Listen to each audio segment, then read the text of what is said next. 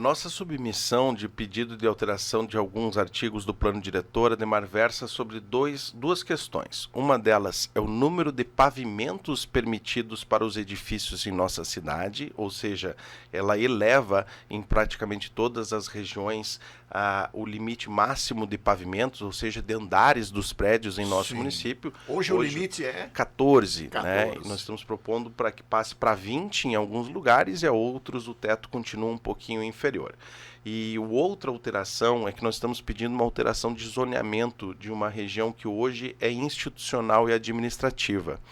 Porém, o que eu quero ressaltar é que essas mudanças precedem, ou seja, elas são necessárias para um outro objeto, que é o verdadeiro propósito da solicitação dessa alteração, que é um programa habitacional. Em julho deste ano, nós tivemos algumas alterações do Minha Casa Minha Vida. E nessas alterações se tornou factível novamente algumas iniciativas que durante um tempo, por uma defasagem de preço do teto do Minha Casa Minha Vida, fazendo assim uma nova oportunidade. Nós entramos em contato com a Caixa Habitação, pois ainda na gestão passada nós já havíamos tido este diálogo e a ideia desta proposição. No entanto, na época nós já tivemos essa iniciativa não aceita pela Câmara de Vereadores, mas entendemos por bem submetê-la novamente. Sobre que alegação? O que versa, Ademar, o projeto em si? Ele nos permite... Uma alegação da Câmara, no caso, para não... Não, são alguns pontos que eu chegarei em relação à sua relação. Sim. Vamos lá. A escolha da área ela foi feita em conjunto com a Caixa Habitação. Visitamos algumas áreas particulares, algumas áreas públicas, e o entendimento é de que essa área, Ademar, que fica no antigo aeroporto, nas proximidades da Associação de Motoristas, é a área com maiores condições de receber este projeto. E como é que ele funcionaria? O município, tendo esta autorização, realiza um edital de doação de área para uma construtora, com o compromisso de que esta contrate para com a Caixa para a execução de um programa Minha Casa Minha Vida nos seguintes termos. Ela tem que apresentar uma proposta com 3 fatores que vão determinar o vencimento da melhor proposta. Uma delas é o menor preço, então se estabelece como teto o valor de R$190 mil, e quanto menor o valor do apartamento oferecido pela empresa, maior a sua chance de ganhar. A outro critério é o número de apartamentos. Estamos solicitando ali no mínimo 192 apartamentos. E quanto mais for a oferta, mais qualificação terá a empresa para vencer esta proposta. E o outro critério de seleção é a flexibilização do valor que se chama de recursos próprios. Mesmo que o valor total do imóvel fique no enquadramento do Minha Casa Minha Vida, há uma exigência, uma necessidade de que 20% dos recursos eles sejam de recursos próprios do interessado ou do beneficiário. E muitas vezes é difícil que as famílias tenham esse recurso guardado para fazer esta aquisição. E ao solicitar que esta seja uma das condições da proposta aceita, a gente tem por expectativa um parcelamento de tal forma que facilite o acesso a hoje a algumas famílias que têm essa dificuldade. Qual que é o público-alvo que a gente deseja atingir com esta política, Ademar? Nós temos uma base, de certa forma, de informação que aproximadamente há uma deficiência de cerca de 700 imóveis para pessoas que ganham menos do que 6 salários mínimos. E é este público que a gente gostaria de atender. O programa não faz essa limitação de renda. Todos os enquadramentos do Minha Casa Minha Vida poderão ser aptos. No entanto, ele é preferencial até o faixa 2, ou seja, para quem ganha até R$ 4.400. O nosso objetivo, falando a ti, Ademar, e aos nossos cidadãos, é poder oferecer uma gama mais diversificada, uma maior oferta àquelas pessoas, aquelas famílias onde, por exemplo, nós temos um marido ou a mulher que trabalha no comércio, o outro trabalha na indústria, somando as duas rendas se aproxima de R$ 3.000, R$ 3.500. Esse é o público desejado. É importante dizer que não é dado, né? Que não é necessariamente ser preciso ter uma condição de vulnerabilidade. Não, trata-se de uma venda comercial, onde o que se está fazendo é somando esforços dentro de uma política pública já existente com a ação do município para facilitar ainda mais esta oferta.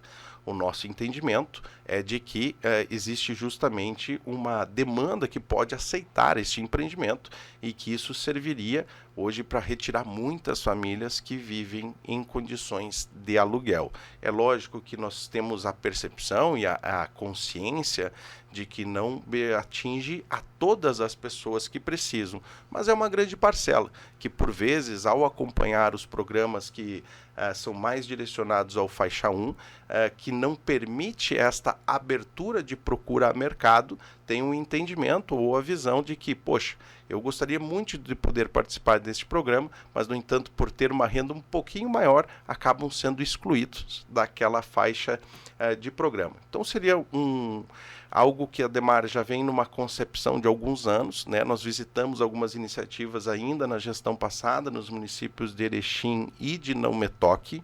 É um programa que basicamente a gente adota um padrão orientado pela Caixa em relação à sua concepção e realização, e entendemos que seria interessante para o município de Lagoa Vermelha. Quais que são as objeções que nós entendemos ou que nos foram manifestadas em relação a este projeto, Ademar? Uma delas é em relação à localização, em relação à dificuldade de mobilidade urbana, que hoje, do bairro Alto Pedregal, é concentrada na rua Protásio Alves. A ponderação que fazemos dentro da escolha da área foi que nós visitamos diferentes regiões com áreas públicas e com áreas privadas. As demais áreas que poderiam receber esse tipo de empreendimento também têm a sua saída principal nas ruas, por exemplo, Jorge Mugen ou Maximiliano de Almeida, que igualmente a Protásio Alves tem uma condição de bastante fluxo de veículos. A diferenciação é que naquele bairro nós já temos pronto o projeto, a aprovação do DENIT e aguardamos a sua inscrição, até conversamos esses dias em relação à submissão de projetos aos programas do Estado, a sua contemplação via pavimenta, da pavimentação das duas paralelas, ou seja, dali se chama a Rua Santos Dumont, e nós acreditamos que, se concretizado esse investimento, que lógico depende desta opção de financiamento e enquadramento dentro de um programa do Estado ou outra fonte de recurso que se venha buscar, estaria sendo oferecida uma nova saída de fluxo para o bairro Alto Pedregal, por consequência mitigando este problema de mobilidade urbana. Outra objeção seria que, para participar deste programa, é necessário que a construtora, a empresa, ela tenha uma certificação fornecida pela Caixa. E ela é, de certa forma, um tanto quanto difícil de ser obtida. Existem algumas razões para isso. Eu particularmente desconheço a totalidade das exigências que são feitas, mas elas existem para dar a garantia da execução do projeto e da qualidade deste projeto. Assim sendo, eu tenho uma visão que, de certa forma, a colocação do terreno à disposição, por mais que seja para a construtora, acaba sendo um objeto para a Caixa, no sentido de que, eventualmente, qualquer problema que a construtora venha a ter durante a sua execução, a Caixa nos fornece a garantia de que terminará e conseguirá entregar a obra pelas suas ferramentas contratuais assim elaboradas. E esta condição traria uma dificuldade, ou seja, não permitiria que empresas da cidade participassem ou tivessem a execução deste modelo, e aí há uma objeção no sentido de que seria uma oferta que prejudicaria o mercado local de imóveis. E nós entendemos que isso pode ser em partes uma verdade, mas ressalto a diferença entre a demanda e a oferta. Nós temos essa leitura de que existe uma carência de aproximadamente 700 imóveis. Na audiência pública tivemos um empreendedor que se manifestou que, segundo seus estudos, ela chega até 1.000 imóveis desta necessidade. Então ela faria frente ao problema, mas, no entanto, não impacta toda a necessidade do mercado.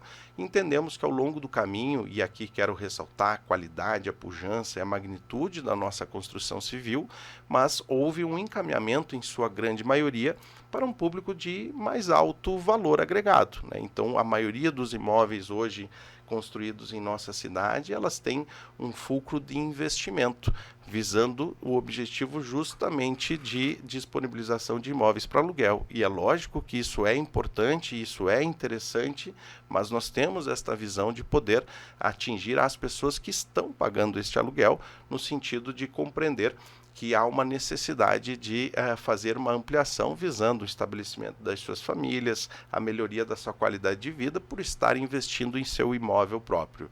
Então é lógico que é algo que traz algumas divergências e diferentes pontos de vista.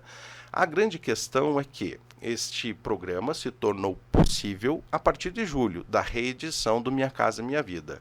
Em agosto, no dia 21, nós submetemos à Casa Legislativa esta solicitação de alteração do plano diretor que permite a utilização da área e a ampliação de pavimentos para tornar mais interessante, digamos assim, ou mais utilizável essa mesma área para a consecução do projeto.